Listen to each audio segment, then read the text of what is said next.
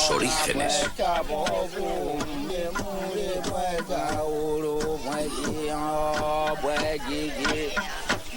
El hombre y sus símbolos.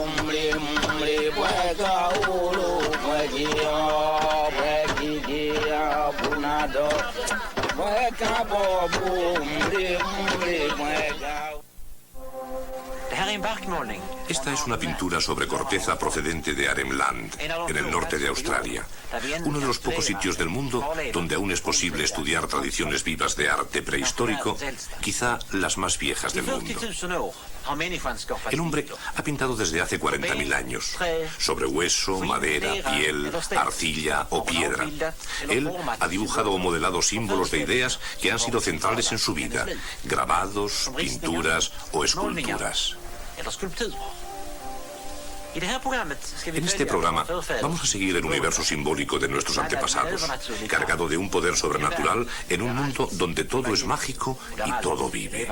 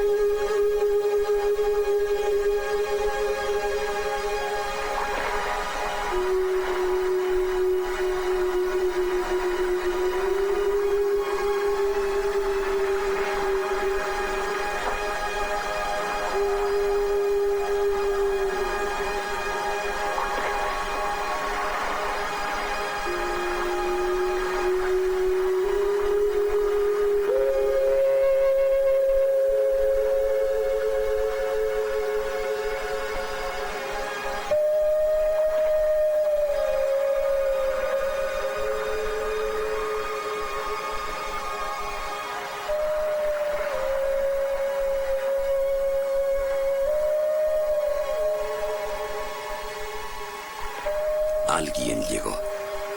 Alguien pintó. Alguien dejó una única obra maestra de arte. Lejos, lejos en la oscuridad infinita de una cueva, el artista entró en contacto con lo sobrenatural. Después dejó en paz el lugar para siempre. No sabemos quién era, si hombre o mujer, o por qué buscó un lugar tan inaccesible para sus ceremonias de culto. Lo que sí dejó fue una obra maestra. Todo un universo de ideas, de un pueblo de cazadores de la era glacial, en unas pocas pinceladas.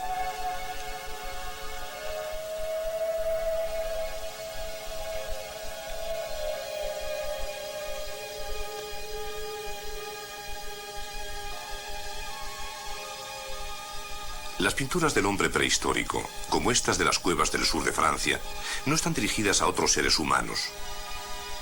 Sus mensajes están destinados a los espíritus, dioses u otras fuerzas mágicas. Son una comunicación con lo sobrenatural. Un mensaje individual dirigido a genios invisibles.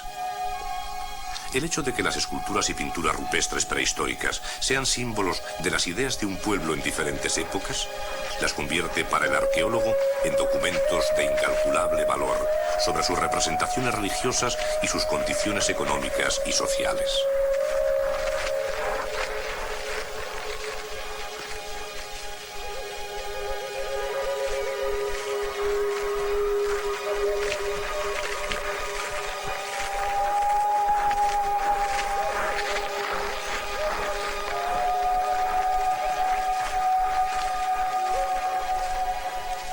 Las reproducciones de bisontes europeos, huros y caballos revelan que eran figuras centrales en la vida del hombre, en la era glacial, hace unos 20.000 años.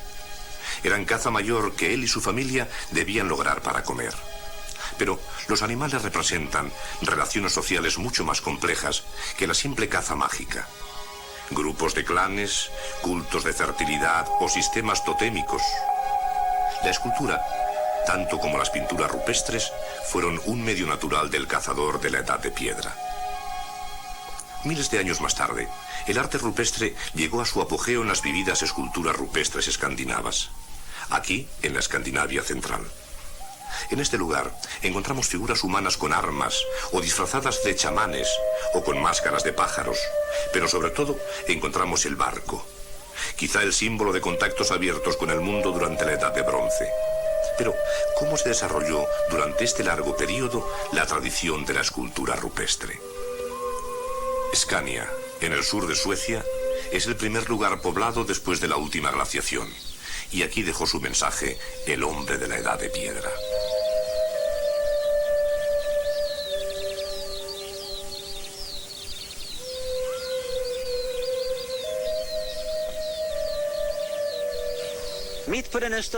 No lejos de Simrishamn está el pueblecito de Gladsaxe, y para nosotros es uno de los lugares de escultura rupestre más importantes del norte de Europa. Y aquí también están muchos de los dólmenes y tumbas de corredor, edificadas para sus muertos por hombres de la Edad de Piedra hace 5000 años. Esta tumba fue construida 3700 años antes de Cristo y por tanto es 1000 años anterior a las pirámides de Egipto y una de las más antiguas conocidas de aquella época. Como otras muchas tumbas de cámara megalíticas en Escandinavia, el bloque del techo está cubierto de marcas de copas que fueron talladas en la roca en conexión con las ceremonias de culto.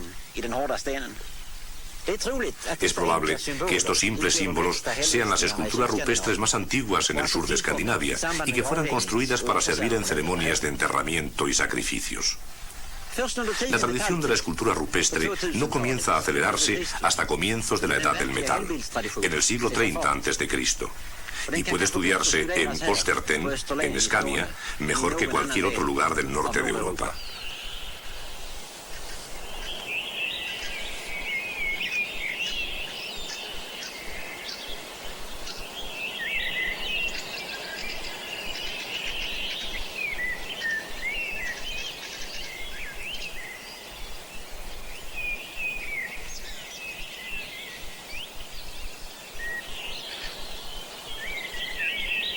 Durante la última glaciación, la superficie de las rocas era lisa y pulida, dando al hombre de la Edad de Piedra un lugar perfecto para realizar sus esculturas rupestres.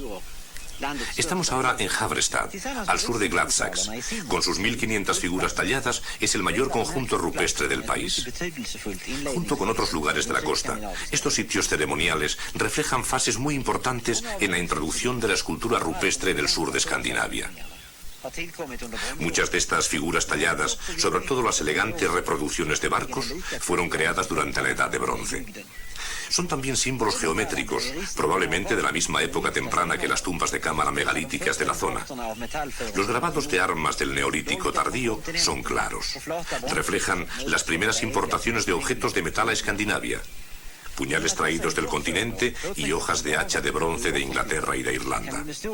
El hecho de encontrar estos objetos importados en depósitos y tumbas nos da la posibilidad de datar con certeza las representaciones de armas de Simrishamn hacia el periodo de transición entre la Edad de Piedra y la de Bronce, hace más de 4000 años. Pero a donde esto nos conduce es a que conocemos muy poco de las ideas y ceremonias de culto que hay detrás de este fascinante mundo de pinturas y a entender que debemos salir al encuentro de culturas que hoy todavía tienen una tradición viva de pintura rupestre. Comencemos nuestro viaje por los Alpes. Este es el Monte Vego, en el lado francés de los Alpes, no lejos de Tende y a solo unas horas de coche de Niza. Con una altitud de 2600 metros, es una de las zonas de pintura rupestre más dramáticamente situada de Europa. Procuramos llegar en pocas horas, en jeep, a lo largo de escarpadas rocas.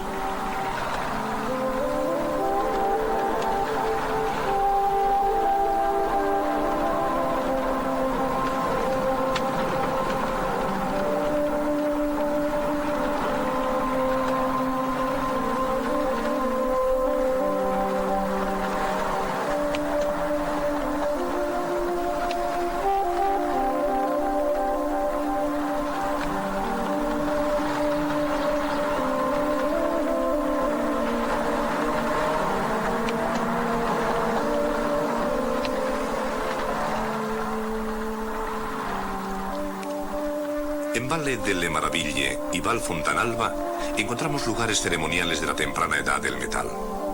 Hace 4000 años, lejos de los pueblos dedicados al cultivo, allá abajo, hubo hombres que encontraron el medio de entrar en contacto con lo sobrenatural. Al pie de la montaña sagrada, centenares de miles de figuras han sido talladas en la roca para apaciguar a los dioses entre las nubes.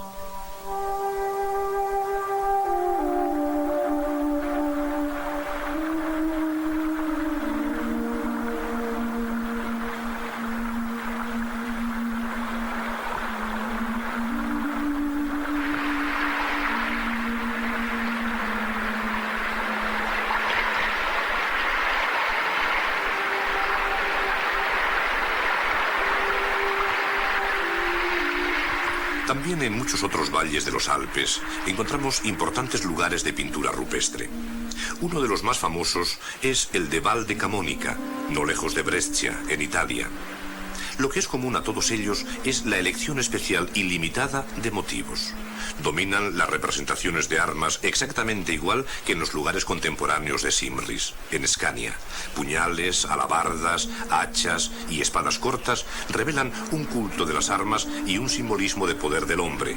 Una sociedad patriarcal en la que guardar el ganado era la fuente más importante del sustento.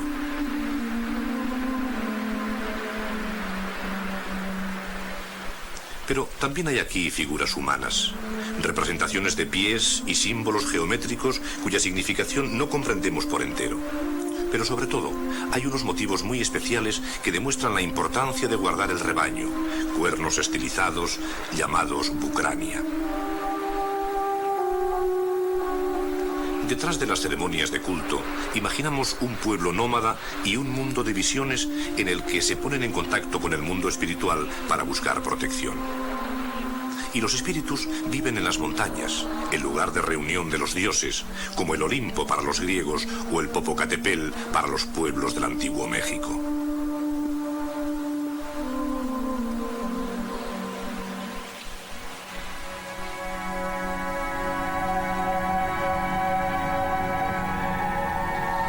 Vamos ahora a visitar otra importante región de pinturas rupestres, pero en una situación climática totalmente diferente, el Sáhara.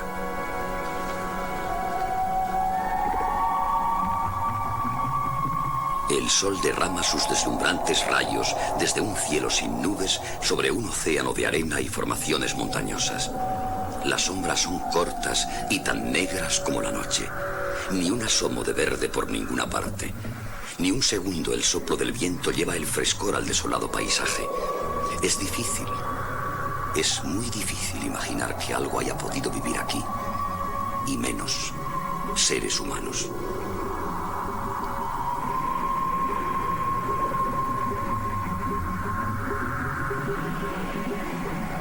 Las rocas cobran vida.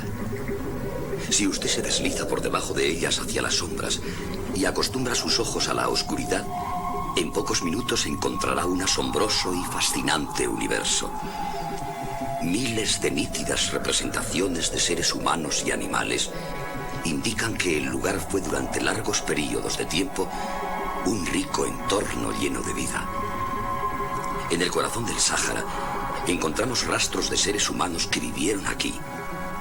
Un tesoro de pinturas de miles de años de antigüedad que se nos ofreció entre las montañas del desierto, en un paisaje en el que la exuberante vegetación y el agua corriente propiciaron buenas condiciones de vida para animales y seres humanos.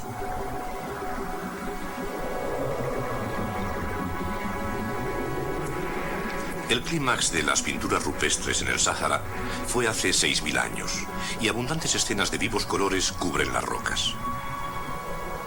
Los seres humanos se pintaban siempre realizando algún tipo de acción, con frecuencia en grupo, danzando, montando animales o cazando. Son muy elegantes y llenos de detalles. Son fácilmente observables: máscaras, pelucas, vestidos, adornos del cuerpo y tatuajes.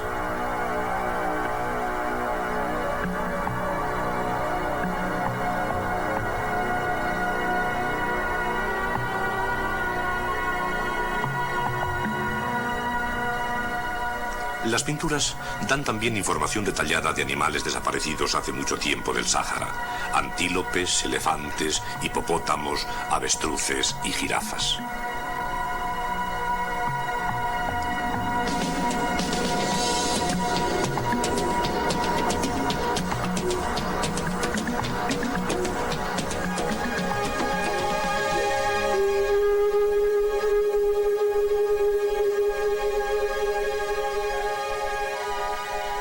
Pero hoy el silencio es total. Las pinturas son nuestro único enlace con los pueblos de la antigua sabana. Entre los indios de Norteamérica, el conocimiento del arte de la Edad de Piedra se mantiene vivo en parte en algunas tribus. Arizona, el país de las serpientes de cascabel.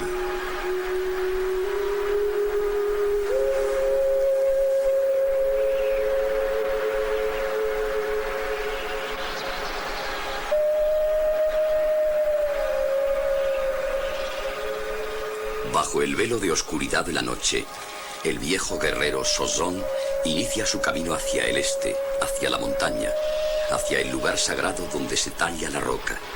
Hace unas semanas ha entrado en trance cuando en ayunas ha fumado las hojas amarillas y se ha encontrado con el gran espíritu, Boa, el poder sobrenatural. La luz de la figura le ha deslumbrado durante largos momentos, mientras veía en el cielo delante de sus ojos todos los signos: estrellas, soles, espirales, manchas y dibujos zigzagueantes. El largo período de ayuno le ha debilitado, y cuando al anochecer, junto al fuego del campo, ha masticado las pequeñas, grises y secas hojas, las señales han vuelto, centelleando los relucientes dibujos con todos los colores del arco iris. El guerrero asciende penosamente por el pedregoso camino a la montaña, bajo la pálida luz de la luna, mientras sus manos aprietan el ala del águila que el gran espíritu le ha mandado coger. Tenía que soportar una noche más de las horribles pruebas para obtener el poder sobrenatural. De nuevo tiembla la tierra bajo sus pies como si fuera a romperse en mil pedazos, y otra vez infinidad de serpientes lo atacan con sus colmillos asomando por sus abiertas bocas. Ya lo iban a morder, pero entonces desaparecieron en una nube de humo.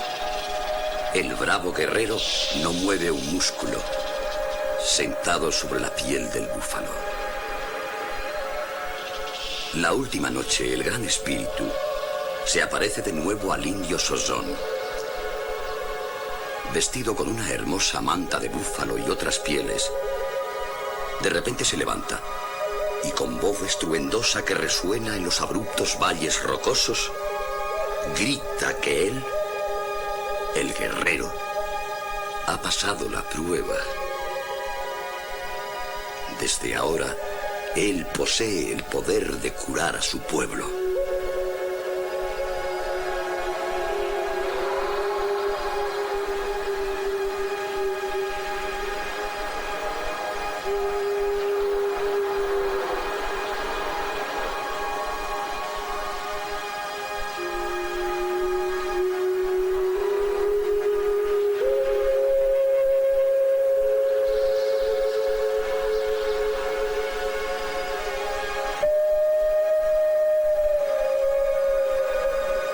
Cuando el indio, húmedo de sudor, despierta al amanecer, hay una nueva pintura grabada sobre la roca entre una multitud de otras figuras.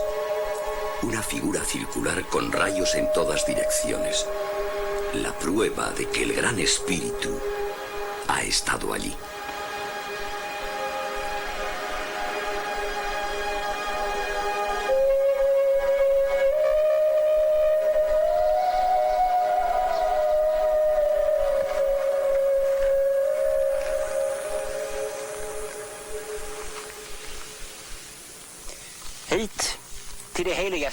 Estamos en Rocas Pintadas, en la mitad del desierto de Sonora, en el sur de Arizona, justo a un tiro de piedra de la frontera mexicana, junto a las rocas sagradas y grabados rupestres, uno de los lugares más calurosos de la Tierra.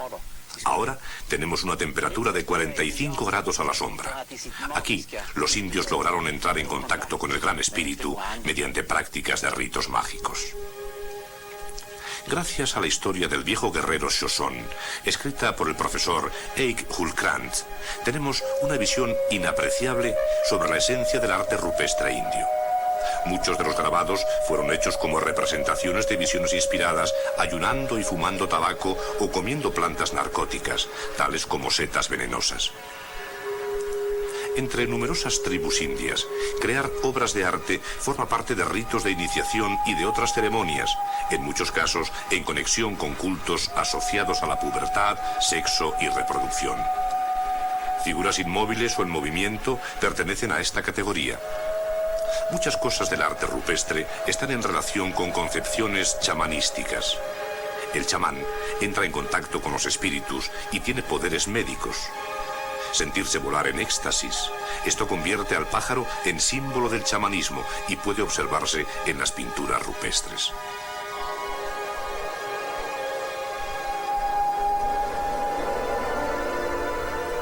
La lección más importante que aprendemos de la pintura rupestre es que puede tener muchas funciones en la sociedad, y nosotros vamos a continuar nuestro viaje para penetrar más profundamente en el mundo simbólico de la prehistoria. Visitemos Hawái.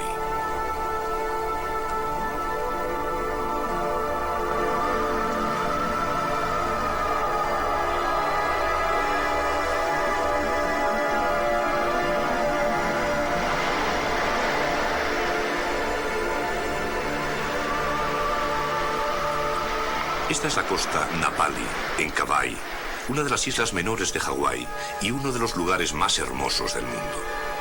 Los primeros polinesios que llegaron a la isla en el siglo VI a.C. se instalaron en valles distantes y aún podemos ver terrazas cubiertas de cultivo trepando por las pendientes. Podía llegarse a los poblados solo desde el mar y los valles eran seguros refugios contra tribus hostiles.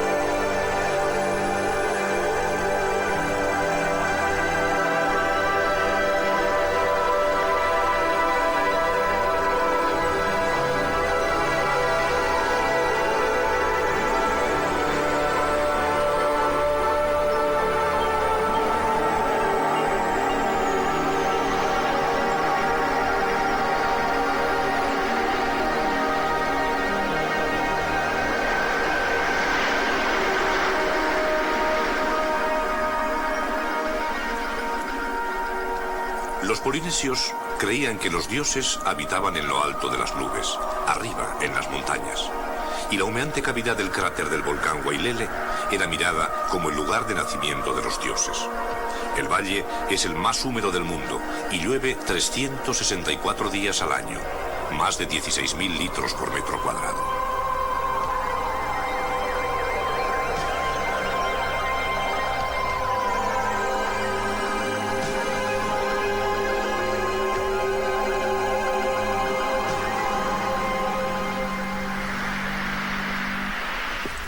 Cuando James Cook descubrió Hawái el 18 de enero de 1778, se encontró literalmente en la Edad de Piedra. Pero estaba lejos de ser una sociedad primitiva la que encontró. Al contrario, había poderosas castas con una jerarquía social compleja. Los polinesios de Hawái tenían contactos regulares con otros grupos de islas del sur del Pacífico, como Tahití, y hacían travesías de distancias increíbles, viajes que suponen conocimientos muy avanzados de navegación. Gracias a las notas y a los dibujos de los compañeros de Cook y otros exploradores posteriores, tenemos una buena información sobre el orden social y la vida ceremonial de la isla.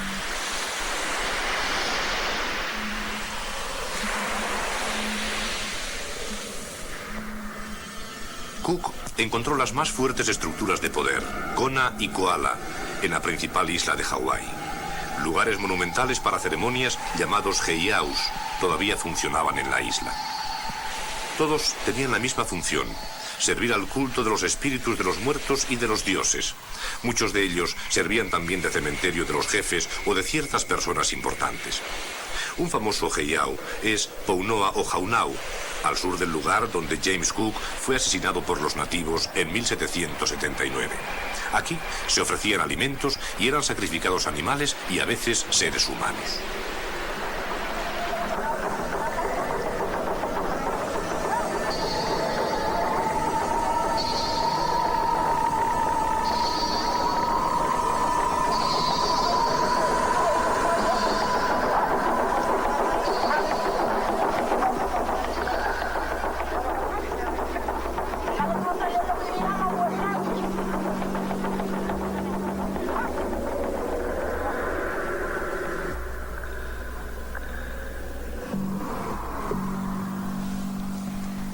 En la región fronteriza, entre las dos fuerzas rivales de Kona y Kohala, encontramos la mayor zona de arte rupestre del Pacífico Sur.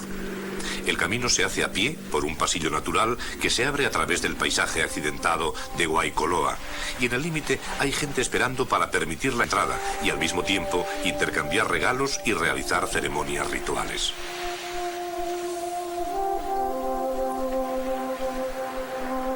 El antiguo camino se retuerce entre bloques de lava y precipicios traicioneros. Es un camino ganado a la dura montaña volcánica y trazado a base de miles de pisadas desde el siglo VI a.C. El lugar es estéril y solitario, casi fantasmal, como un paisaje lunar. Ríos de lava volcánica de todos los tamaños, procedentes de centenares de erupciones, se desparraman por las vertientes hacia el mar y cubren los terrenos circundantes, unas veces lisos como una carretera de asfalto y otras tan arrugados que es imposible pasar por ellos. Las partes transitables son pocas y estrechas. En algunos sitios, matas de áspera hierba logran emerger del fuego y de las desnudas superficies de las rocas.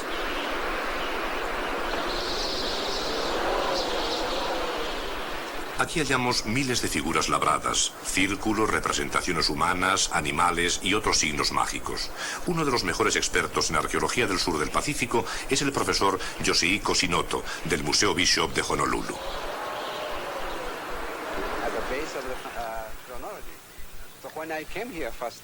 En las islas hawaianas hay infinidad de sitios donde usted puede ver arracimados grabados sobre piedra. Los encontrará igual en viejos caminos que en lugares poblados. Es la teoría del Dr. Emery. Mientras la gente acampa, come y charla, graban sus piedras. Bueno, a veces usted puede ver un círculo con puntos. En ese caso, si hay 4 puntos, esto significa que 4 personas viajaban juntas.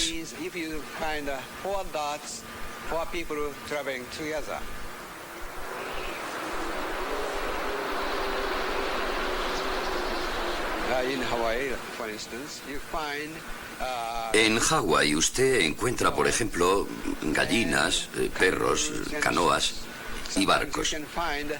A veces puede encontrar juntos un tipo de canoa hawaiana con otro tipo de barco y una azuela de piedra. Puede deducirse que han sido grabadas por un constructor de canoas. Las representaciones de barcos en particular revelan el importante simbolismo ritual que tienen en el mundo pictórico. Aquí encontramos un evidente paralelismo con los grabados de barcos en la Edad de Bronce escandinava. Pero lo que es más importante, los barcos pueden ser indicios de una zona fronteriza entre diferentes regiones políticas. Las ceremonias mágicas o los intercambios de regalos, cuando cruzan la frontera, son un factor decisivo en el arte rupestre y quizá parte de nuestros grabados debería estudiarse a la luz de estos hechos. Cuando los misioneros llegaron a Hawái, la tradición de la pintura rupestre llegó a su fin y las últimas pinturas muestran jinetes sobre caballos. El caballo fue introducido por los blancos a comienzos del siglo XIX y por lo tanto estas figuras pueden perfectamente fecharse en esa época. Creemos que el arte rupestre de Hawái tiene un comienzo bastante tardío y sin duda tenemos una idea clara del proceso social que se esconde en sus pinturas mágicas. Ya hace más de 200 años que James Cook llegó por primera vez a la rada de la costa Napali, de Nihao y Kauai, y se encontró con las majestuosas canoas dobles de los guerreros polinesios. Un año más tarde fue asesinado y despedazado hasta los huesos, cuando se descubrió que no era un dios blanco a quien habían encontrado, sino un ordinario ser humano. El dios hawaiano de la guerra, Kukailemoku, había vencido.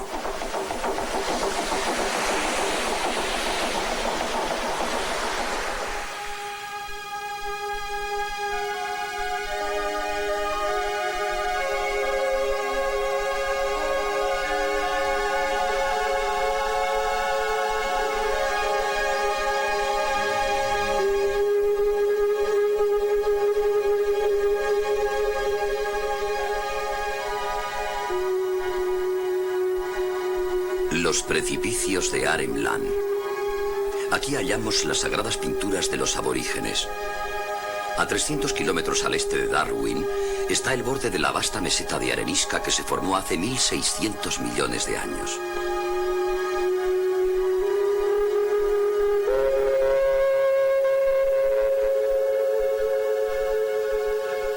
Aquí, en el territorio norte, entre ríos llenos de cocodrilos, los arqueólogos encontraron asentamientos que demostraban que había habido hombres hace 25.000 años, y probablemente antes.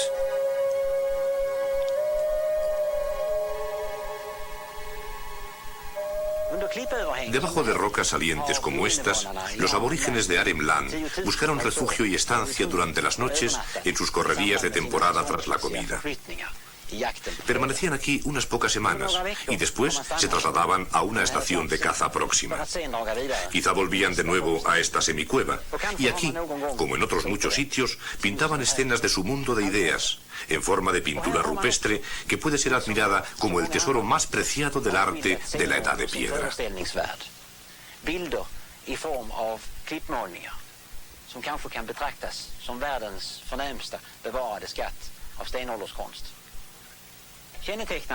Lo más característico de las estaciones temporales de este tipo o de los puestos de caza para sus salidas de determinadas estaciones es la continuidad de una tradición. Su significación es que la venían usando hace mucho tiempo. En los estratos negros como el hollín que me rodean, hemos podido encontrar restos de asentamientos de hace 20 a 30.000 años, sin interrupción hasta nuestros días. Este lugar todavía es frecuentado por los aborígenes de Arem, cuando el río Alligator del este no puede cruzarse fácilmente durante parte de la estación de las lluvias.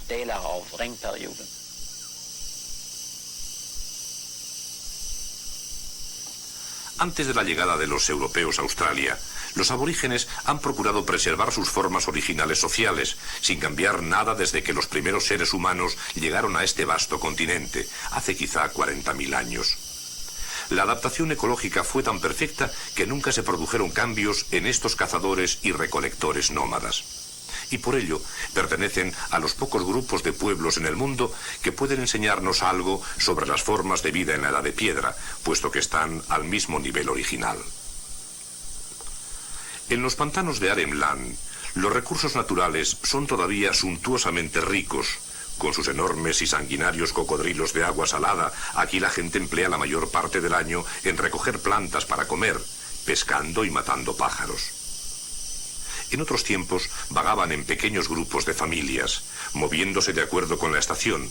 Pero, a pesar de la vida nómada, las diferentes tribus tenían frecuentes contactos con otros grupos y se estableció un sistema de ceremonias para el intercambio de bienes, objetos mágicos y pruebas de amistad. Cabezas de lanza de pedernal, boomerangs o palos eran transportados a través de distancias equivalentes a las que hay entre Escandinavia y el Mediterráneo, por un terreno escasamente poblado. Un hecho digno de considerar cuando discutimos el intercambio de ideas y objetos dentro de la relativamente bien poblada Europa de la Edad de Piedra. Al final del menú del Jabiru está la serpiente de agua fatalmente venenosa, a la que él agarra elegantemente por su cola para evitar sus mordiscos.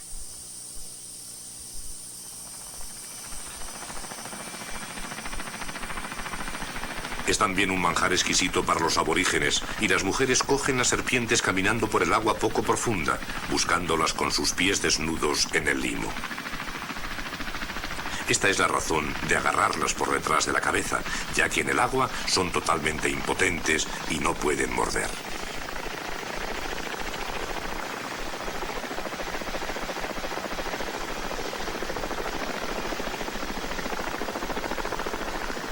Lo que es más notable en Arnhem Land es el hecho de que todavía hoy los aborígenes siguen creando pinturas mágicas, y gracias a que siguen pintando rocas desde la última glaciación, tenemos la oportunidad de contemplar la más vieja tradición de pinturas rupestres junto a los mismos artistas.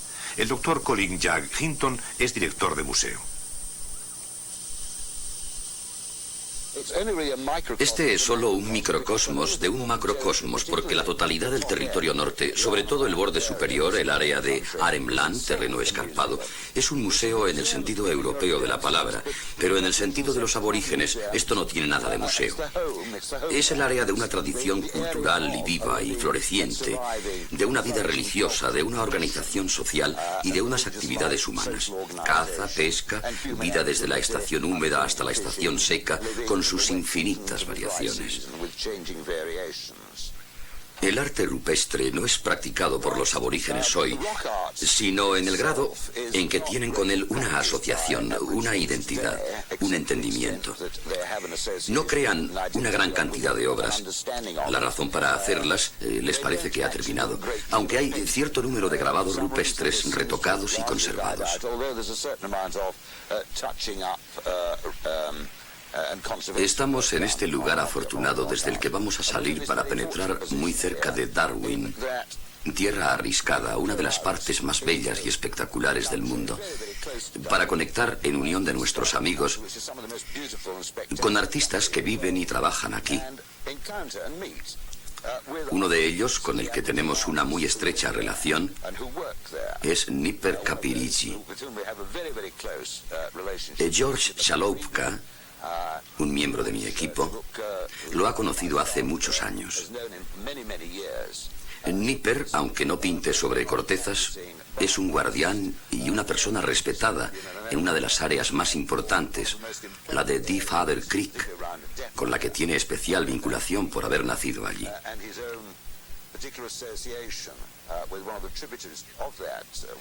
Esto le convierte en un hombre singular y único en dos aspectos, el de informador y amigo.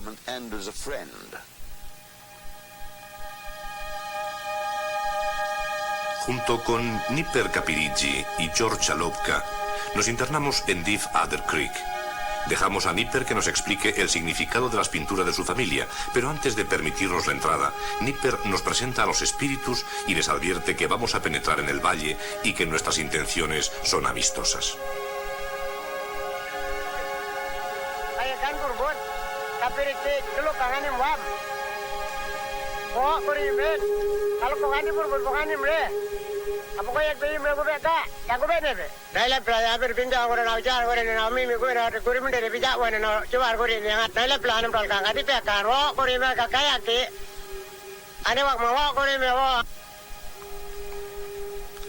Aunque Nipper no pinte, ha crecido en el valle entre parientes mayores para los que la representación de figuras era el medio natural para comunicarse con lo sobrenatural, en el caso de que los espíritus no fueran ellos mismos los responsables de las pinturas que aparecían con harta frecuencia.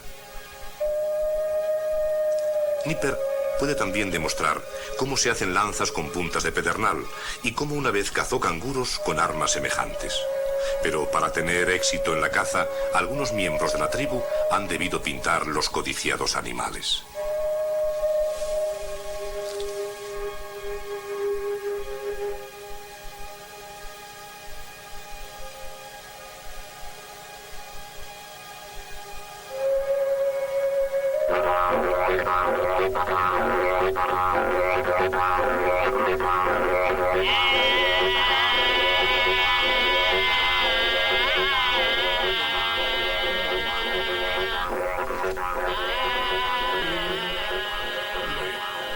Baju merah lu,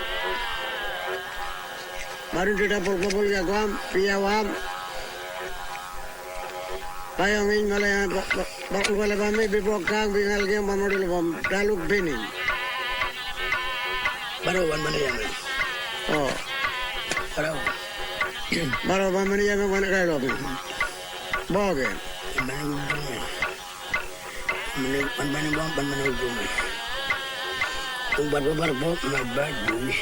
baru ni ada baru jawab.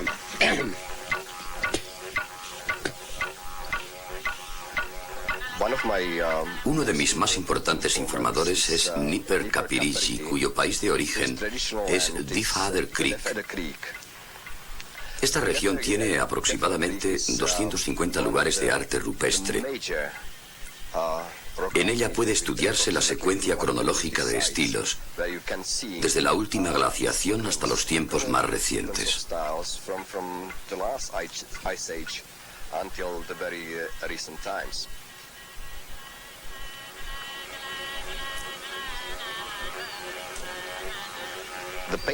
Las pinturas son todavía de gran importancia para los pueblos aborígenes, así que yo deseaba descubrir qué significación tenían actualmente para ellos.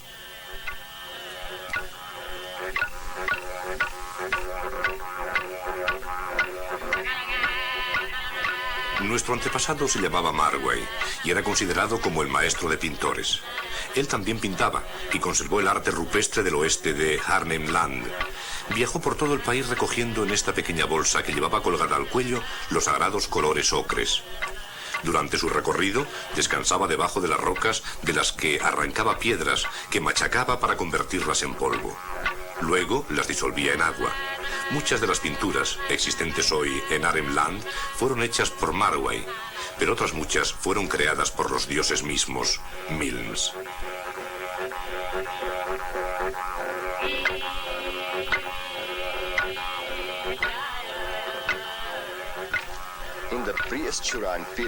En el período preestuarino encontramos representaciones de animales ya extinguidos.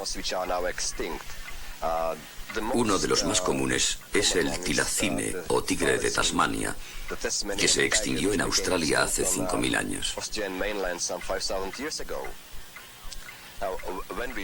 Ahora, cuando observamos un refugio, vemos cantidades de pinturas de animales. Para nosotros, para mí, el canguro es un animal. Para el aborigen es algo más que la representación de una especie. El canguro puede ser su sueño, su tótem. Puede representar a un canguro que mediante signos le ha dicho que va a tener un hijo. Hay muchos niveles de significados en la pintura que no podemos descifrar a no ser que preguntemos al pueblo aborigen. Esta es la historia que mi padre me ha contado, y a él se la contó su padre. Los espíritus Yiritja viajaron a un lugar llamado Baralku. Baralku es la mansión eterna en la que los espíritus aguardan la llegada de los muertos. Cuando un nuevo espíritu llega a Baralku, los otros le hacen cosquillas en los costados para hacerle reír. Cuando ríe, abre su boca de manera que los espíritus pueden ver si lleva uno de los dientes vaciados durante la ceremonia de iniciación.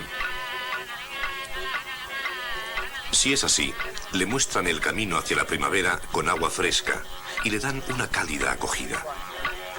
El espíritu que no lleva puesto el diente vaciado procura esconder el hecho no riéndose cuando le hacen cosquillas. Pero siempre es descubierto. Y entonces debe pasar por un rito especial. De esta manera, el espíritu más antiguo distingue a los que han sido iniciados de los que no lo han sido.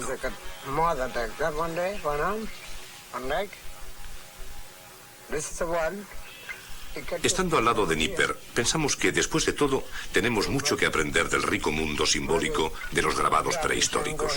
A veces hemos olvidado lo más importante. Detrás de cada figura hay un ser humano individual, aunque la tradición haya creado ciertos modelos. Se trata de alguien que está soñando. Llámalo Wollongong. Así lo llamo yo. ¿Esto qué es?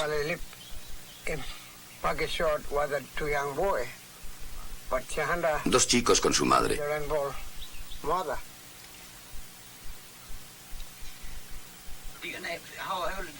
¿Sabes cuántos años tienen? Muchos años. ¿Cuántos años? Unos 1.000 millones de años, supongo.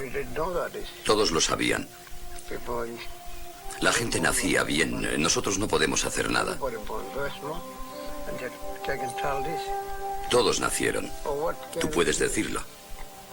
¿Qué podemos hacer? Ahora lo pintan. La gente está pintando. Mira a este de aquí o a ese.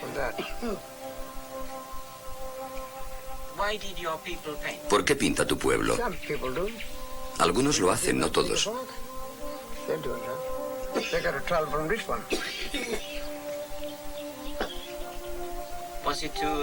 Las explicaciones que nos da Nipper nos llevan a miles, quizá decenas de miles de años hacia atrás, en el tiempo, al artista individual y a su estilo de expresión. Su conocimiento nos proporciona una comprensión del proceso ininterrumpido del arte prehistórico en esta parte del mundo.